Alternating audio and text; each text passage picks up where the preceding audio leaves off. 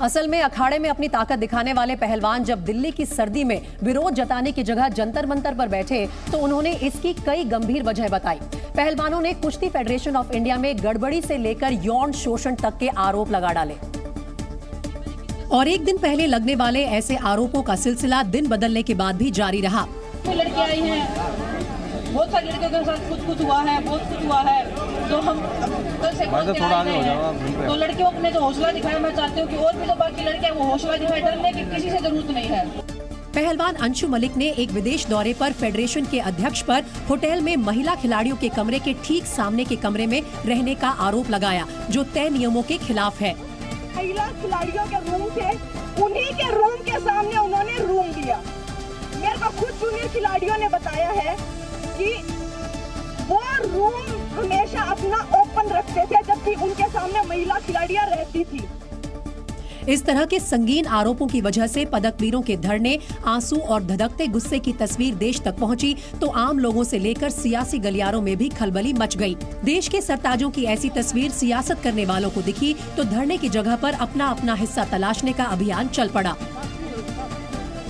जिसकी वजह wrestling federation of India के खिलाफ सड़क पर ताल ठोक रहे पहलवानों के गंभीर आरोप हैं। पहलवानों ने फेडरेशन के अध्यक्ष बृजभूषण शरण सिंह पर कई संगीन आरोप लगाए हैं।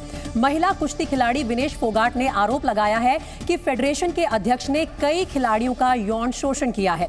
इतना ही नहीं, सिलेक्शन के लिए होने वाले कैंप्स में कई खिलाड़ियों का शारीरिक और मानसिक शोषण करने का भी आरोप है। रेसलिंग फेडरेशन के बड़े अफसरों पर महिला कोच से भी बदसलूकी करने का आरोप लग रहा है। आरोप लग रहे हैं कि बृजभूषण शरण सिंह जब टूर पर जाते थे तो महिला खिलाड़ियों के सामने वाले कमरों में ही ठहरते थे। कई बड़े टूर्नामेंट्स में मेडल जीत चुके खिलाड़ियों का आरोप है कि देश का नाम रोशन करने के बाद भी उनको अपमानित किया जाता है। फेडरेशन के अध्यक्ष पर कुश्ती खिलाड़ियों के सिलेक्शन में तानाशाही और मनमानी भरे फैसले लेने का भी आरोप लग रहा है। धरने पर नेताओं का पहुंचना भी शुरू हुआ तो पूरे मामले में सियासी बयानबाजी भी सामने आई। खिलाड़ियों की तरफ से सभी आरोपों की सीबीआई जांच की मांग को नेताओं के साथ से बल मिलने लगा और धरने पर पहुंचने वाले नेता समर्थन देने के बहाने प्रदर्शनकारी खिलाड़ियों के साथ बैठने की कोशिश करने लगी, लेकिन वहां मौजूद खिलाड़ियों ने लेफ्ट की नेता वृंदा करात को अपने मंच पर जगह देने से इनकार कर दिया। आप नीचे आ जाइए मैडम, प्लीज, आपसे रिक्वेस्ट है। हालांकि कई नेता खिलाड़ियों की हर मांग से सहमत दिखे और उन्हें इंसाफ दिलाने में हर मुमकिन मदद देने का भरोसा दिया।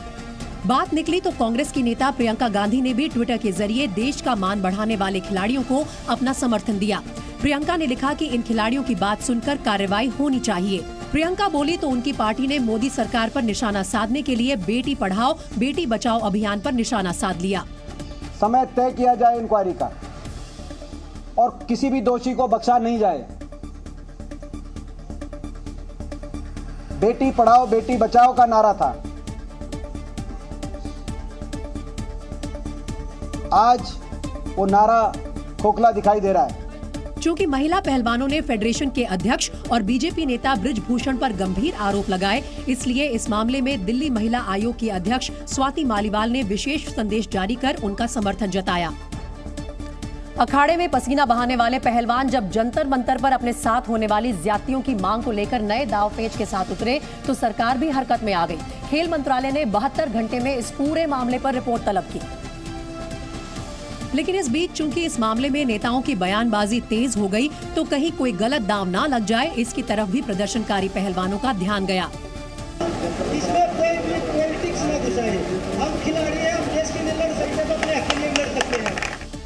इस बीच सरकार ने एक और पहलवान और बीजेपी नेता बबीता फोगाट को प्रदर्शन में शामिल पहलवानों से बातचीत करने और सरकार के रुख को बताने के लिए उनके बीच भेजा कि हमारी सरकार आपके साथ है और यहाँ तक कि हमारी सरकार ने अब तक आप लोगों ने देखा होगा कि उनको बेहतर घंटे का टाइम भी दे दिया है जवाब देने के लिए, ये एक्शन भी ले लिया है और बहुत जल्दी आज हो सकता है इनका समाधान भी निकल जाए।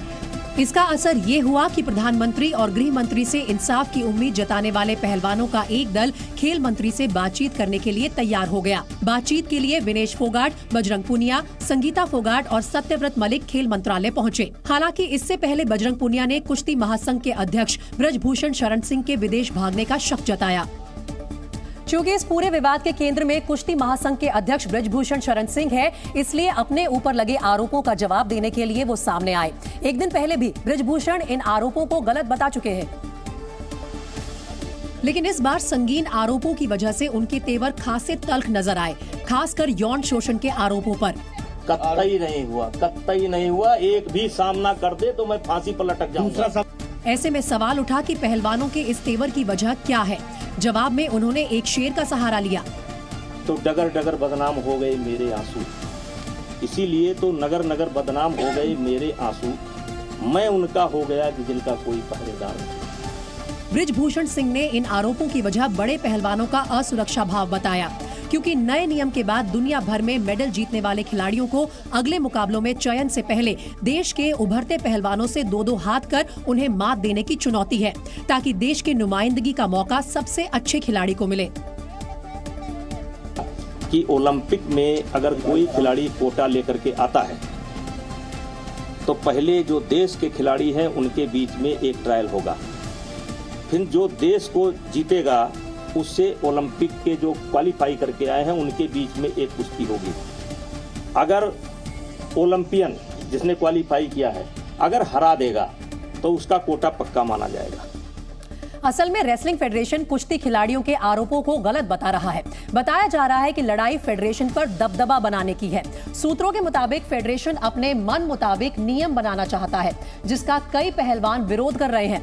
रेसलिंग फेडरेशन खिलाड़ियों की स्पॉन्सरशिप डील अपनी दखल चाहता है, जो ज्यादातर खिलाड़ियों को रास नहीं आ रहा है। फेडरेशन चाहता है कि नेशनल कैंप और ट्रायल में सभी पहलवान शामिल हों, लेकिन कई सीनियर खिलाड़ी इस फैसले से इत्तेफाक नहीं रखते। ओलंपिक के लिए खिलाड़ियों के कोटे पर भी दोनों पक्षों में मतभेद है। फेडरेशन की दलील है कि कोटा किसी खिलाड़ी का नहीं बल्कि देश का होगा। वहीं सीनियर खिलाड़ी कोटे पर अपना दावा रखते हैं। सीनियर खिलाड़ियों का कहना है कि क्वालिफायर में जीत के बाद उनको कोटा मिलना चाहिए, जबकि फेडरेशन की अपनी दलील है कि ओलंपिक्स में जाने के लिए सबको ट्रायल देना होगा। खिलाड़ी बनाम फेडरेशन की इस लड़ाई में हरियाणा बनाम दूसरे राज्यों का मुद्दा भी अब उठ रहा है। फेडरेशन चाहता है कि ज्यादा से ज्यादा राज्यों को खिलाड़ियों को जगह मिलनी चाहिए, लेकिन हरियाणा के खिलाड़ी अपना दबदबा बनाए रखने के लिए इस नियम से नाखुश बताए जा रहे हैं। इस पूरे मामले में कुश्ती महासंघ के अध्यक्ष बृजभूषण शरण सिंह की सफाई सामने आ गई और सरकार ने भी 72 घंटे के अंदर महासंघ को जवाब देने की सख्त हिदायत दे दी। लेकिन दबाव बढ़ाने और धरने पर बैठे पहलवानों के समर्थन में जयपुर में भी खिलाड़ियों का धरना शुरू हो गया। यहां धरने का चेहरा बनी राज्य क्रीड़ा परिषद की अध्यक्ष और कांग्रेस नेता कृष्णा पुनिया। चाहूंगी कि बृजभूषण जी हैं उनके खिलाफ कार्रवाई होनी चाहिए और एथलीट्स को न्याय मिलना चाहिए। खिलाड़ियों के समर्थन में धरना और बयानों का दौर शुरू हुआ तो कुश्ती महासंघ के समर्थन में भी कुछ आवाज आने लगी।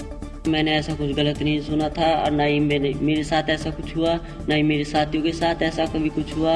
इसके बाद तो बृजभूषण शरण सिंह के समर्थन में कई खिलाड़ियों के वीडियो ट्विटर पर नजर आने लगे।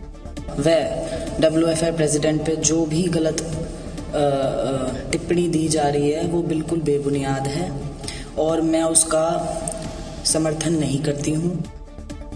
जाहिर है पहलवानों के बागी तेवर के बाद दोनों तरफ से जोर आजमाइश शुरू हो गई और इस मामले को जल्द से जल्द खत्म करने के लिए केंद्र सरकार ने जो पहल की, फिलहाल वो बेनतीजा ही रही।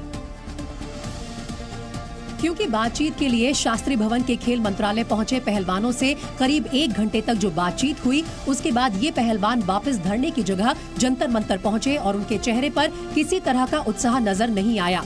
बताया गया कि पहलवानों ने बातचीत में कुश्ती संघ को पूरी तरह खत्म करने और इसकी जगह नए संघ के गठन की मांग की। खिलाड़ियों ने कुश्ती संघ में भ्रष्टाचार के आरोप लगाए और उनके आरोपों की जांच की मांग की। चूंकि धरने पर बैठने वाले पहलवानों में ज्यादातर हरियाणा से हैं, इसलिए इस मामले में मुख्यमंत्री मनोहर लाल भी सामने आए और खिलाड़ियों की मांगों के संवेदनशील तरीके से निपटारे के साथ ही उनकी सुरक्षा का भी भरोसा दिया। चीजों को गंभीरता से लेंगे, खास करके जो हमारी बेटियां हैं, बहनें हैं, जो महिला खिलाड़ी हैं, उनकी सुरक्षा ये बहुत जरूरी है।